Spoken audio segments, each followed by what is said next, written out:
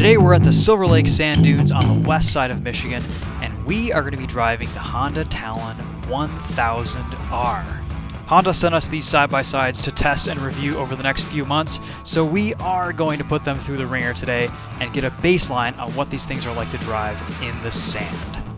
The 1000R is powered by a 999cc parallel twin 4-stroke engine. It makes 104 horsepower, and that's mated to a 6-speed automatic dual clutch transmission. You have 13 inches of ground clearance to play with, it only weighs 1,545 pounds, and it'll top out at 74 miles per hour.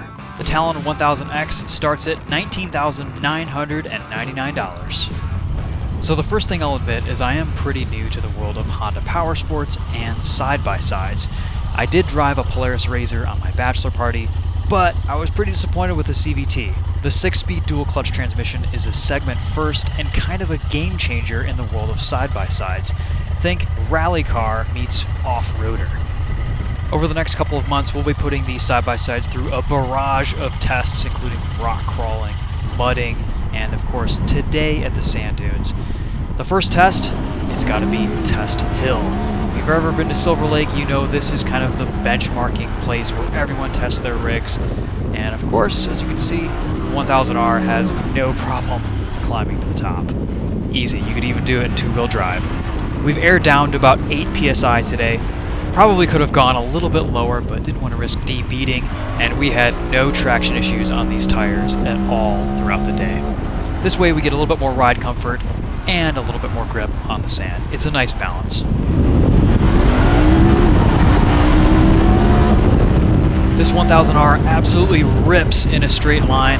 Red line's around 9,000 RPM. You do have wheel-mounted paddle shifters with this dual-clutch transmission, and that is neat. However, there is a little bit of a delay to them. To be honest, putting it in sport mode and leaving it in automatic served us great all day long. It learns your driving style, it learns the kind of scenarios and conditions that you're driving in, and it does a really nice job with the automatic transmission programming. Let's talk about suspension. We just went over some pretty rough high-speed sections. I will say these Fox Podium 2.5 shocks are not as impressive as the live valve shocks on the 1000X4. But it's pretty darn good. It's very predictable. You get 17.7 inches of travel in the front and 20.1 inches of travel in the rear.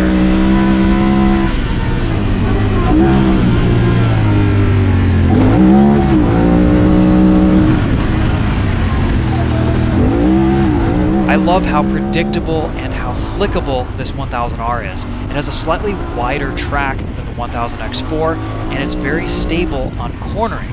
You have to be a little bit careful with these side-by-sides so you don't flip them.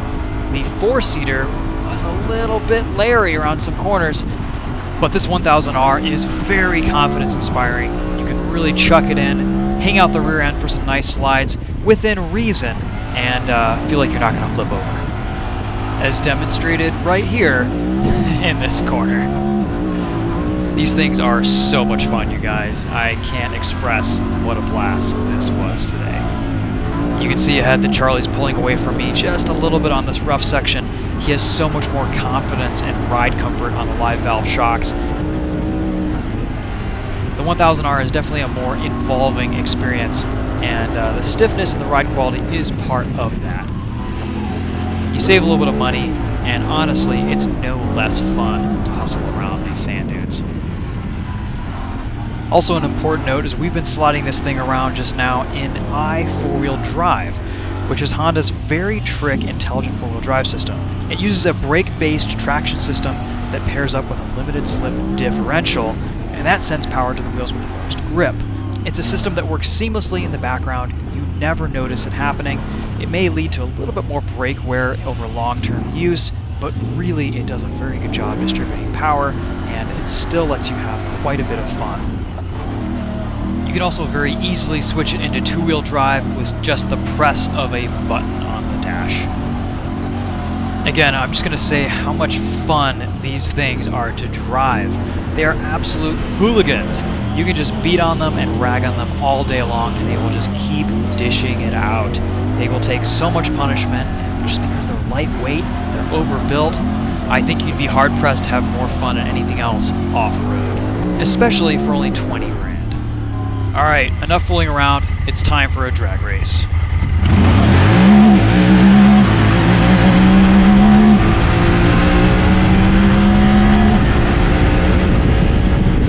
And they're just about dead even. That was about the best launch we both had. We can't really notice much of a difference in straight line speed between the 1000R and the 1000X4. It's like, you ever played like ATV Off-Road Fury when you were a kid? Yeah. It's this in real life. It's a great way to put it. Yeah, these things are incredible. Well, I'm curious to switch and see if there's anything lacking. I mean, that race pretty much showed us that weight didn't matter too much off the line. I mean, I'm sure our traction levels were completely different. They're dead even. I mean, yeah. We're just going to set the damping from soft to medium. We have 3 settings, soft, medium, and firm. Getting in the Talon is relatively straightforward. You have a suicide-style door. It closes easily. It's incredibly light. You have to clip in this little window net. Seatbelt goes on just like a normal car. It's all very familiar in here. We're also going to switch it into 2-wheel drive, and we're off.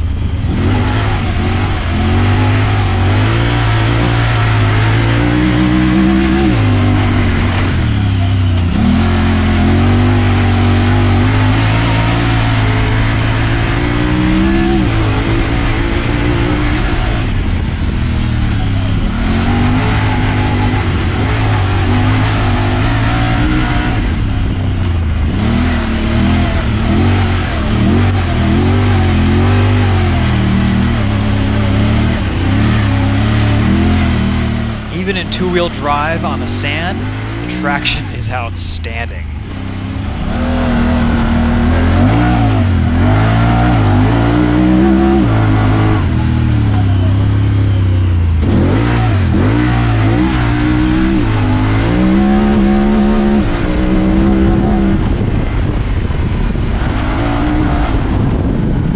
Alright, so first day behind the wheel of the Talon 1000R. How do I feel about this thing? Well, you guys, this is kind of the way to go if you want to have fun off-road. You can buy a Raptor, you can go out and spend $60,000, you can go out and spend $80,000 or $90,000 on a Ram TRX. You're not going to have this much fun. Those trucks are very capable, they're really fun to drive, they're incredibly heavy, and they're incredibly expensive. I would so much rather just toss one of these around. It's like a rally car meets a Raptor. And the fact that this dual clutch gives you a little bit more control over the transmission, you don't have a CVT whirring away at you all day. This engine actually sounds pretty good. You've got Honda reliability. It's just a win-win here. These things are awesome. My only complaint would be they're too capable and too good. They take a little bit of the guesswork and the challenge out of off-roading. But you can have so much fun in these that I think they're well worth it.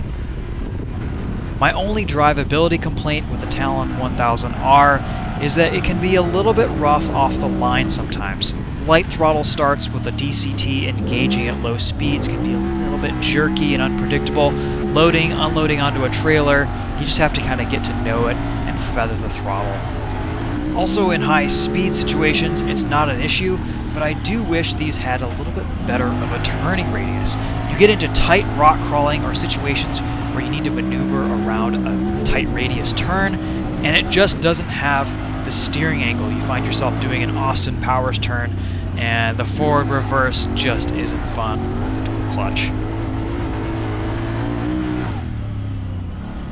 I think that's all I have to say about the Talon 1000R right now. I am blown away by how fun this is to drive and the capability that Honda has put into this side-by-side. We filmed a lot of this footage during the fall, so we have some more plans to bring you more content on the 1000R and the 1000X4 in the coming weeks. Stay tuned on my channel here on TheTopher and on the Winding Road Magazine channel for more footage of these side-by-sides. Charlie from Daily Motor also has a pretty cool video of the 1000X4 running through some ORV trails, so check that out as well. As always, thanks for watching. Let me know if you guys have any questions in the comments. And yeah, stay tuned. We'll have some more videos for you here in the next few weeks. We'll see you guys later.